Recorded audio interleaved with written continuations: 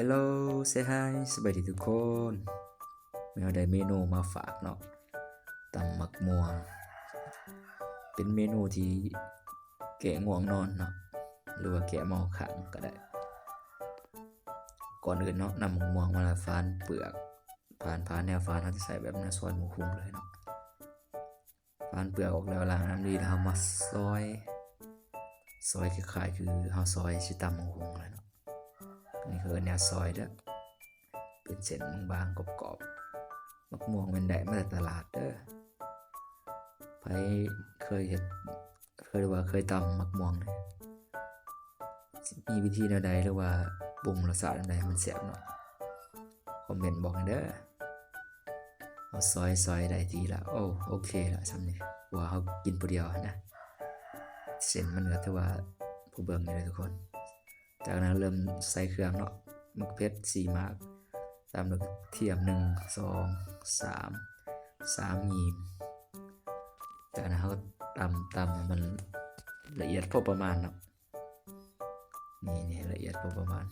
โคเลมันโคเลแล้วเนาะเขินตำจากนั้นใส่พอใหญ่สู้เนาะพอใหญ่อูมามิตามด้วยปลาละหรือว่าปลาแดกคันนี้เติมน้ำตาลเพื่อความหวานมันจะได้ครบรสหวานสมนัวเนี่ย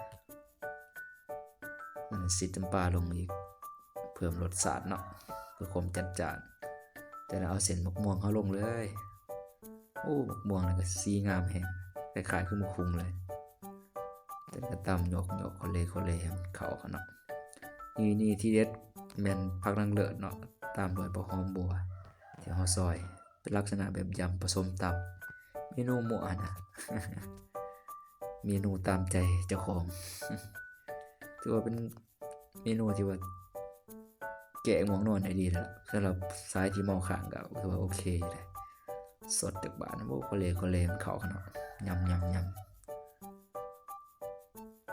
นี่ตามด้วยข้าวคั่วอีกจักหน่อยเพิ่มความหอม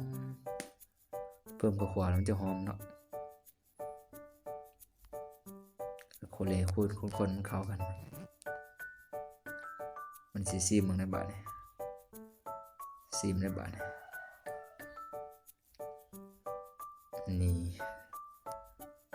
ซิมว่าเป็นหน่วยยังบ่พอเนาะไปเติมเป็นหน่วยอีกจักหน่อยแล้วก็ตักใส่จานไม่ลืมตบแต่งเนาะ